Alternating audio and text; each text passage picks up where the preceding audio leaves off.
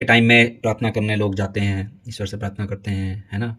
तो उन सबको देख कर के तो ये लगता है कि प्रार्थना का मतलब डिमांड, सजेशन, रिक्वेस्ट, है ना? जैसे कि हम स्कूल में या फिर ऑफ़िस में छुट्टी के लिए या फिर किसी काम के लिए प्रार्थना पत्र देते हैं और उसके बाद नीचे लिखते हैं प्रार्थी, यानी प्रार्थना करने वाला प्रार्थी और अपना नाम, है ना? वैसे ही प्रार्थना हम ईश्वर से करते हैं, माँग करना, शिकायत करना, है ना? खुद के अनुकूल चीज़ों को बनाने के लिए अर्ज़ी डालना, जैसे कि परिवार के सदस्य को ठीक कर दो, है ना? जॉब लगवा दो, है ना? अब मरने के बाद दोबारा इस संसार में वापस नहीं आना है ना? ये आखिरी जन्म हो, ठीक है? ये सारी चीज़ें हैं। प्रार्थना मतलब माँग से भरी हुई।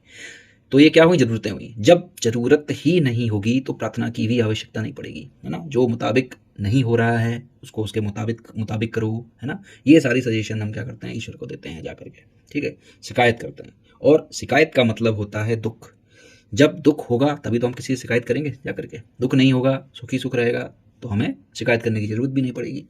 प्रार्थना का मतलब जो होना चाहिए मेरे हिसाब से वो होना चाहिए धन्यवाद, है ना? यानी कि कृतज्ञता होनी चाहिए। मतलब जब आप प्रार्थना करो तो कहो तू जो चाहे वैसा हो, तेरी मर्जी हो, है ना? जो करे वो मुझे सब स्वीकार है। जो हो रहा है, जो कर रहा है ना? वो सब ठीक है। प्रभु तूने श्वास दी, कान दिए, आँखें दी, पैर दिए, इतना भर-भर के जो दे रखा है उसके लिए बहुत-बहुत धन्यवाद, है ना? किसी का तो ये सब मिलना सिर्फ़ एक सपना होता है। अगर अंधे होते तो ये खूबसूरत संसार को देख पाते। ये वृक्ष, नदियाँ, आकाश, पहाड़, फूल, है ना? झरने कैसे दिखते हैं, वो कभी नहीं पता चलता। पक्षियों की चहचहाहट, है ना? सुनकर कभी सोचा कान नहीं होते तो इतना सुंदर गीत कैसे सुन पाते? प्रार्थना के लिए कहीं जाने या किसी समय की ज़रूरत नहीं है। किसी भी स्थिति में हम धन्यवाद कर सकते हैं अस्तित्व को। कोई कहता है कि भिखारी की तरह प्रार्थना करना चाहिए, ईश्वर से माँगो तो भिखारी की तरह माँगो। भिखारी क्या करता है? वो आपके पैरों में पकड़कर, है ना? ज़बरदस्ती या सामने खड़ा हो जाएगा और कहेगा आप दाता हो, कुछ भी दे दो, आप दानी हो बहुत बड़े, है ना? आप बहुत पावन हो, आप बहुत सज्जन हो, आप राजा हो, मतलब वो बढ़ा-चढ़ा करके बातें कहेगा आपसे, झूठ बोलेगा। उससे क्या लेना-देना इन सब चीज़ों से, है ना?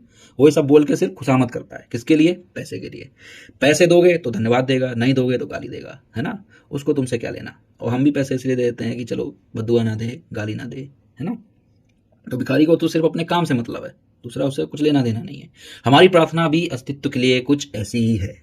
तू दाता है, मैं भक्त हूँ, भिखारी हूँ, है ना? प्रार्थना से संयोग से अगर कुछ मिल भी गया तो ईश्वर का धन्यवाद, जो है नहीं मिला तो फिर हम शिकायत करना शुरू कर देते हैं, ठीक है? तो प्रार्थना भिखमंगापन नहीं है, प्रार्थना धन्यवाद है अस्तित्व का। प्रार्थना का मतलब समझो और प्रार्थना करो। जो दिल करे, जब दिल करे, बिना समय में बंधे हुए, है ना? जैसे प्रार्थना करनी हो, जैसे धन्यवाद देना हो, जिसको धन्यवाद देना हो, उसको धन्यवाद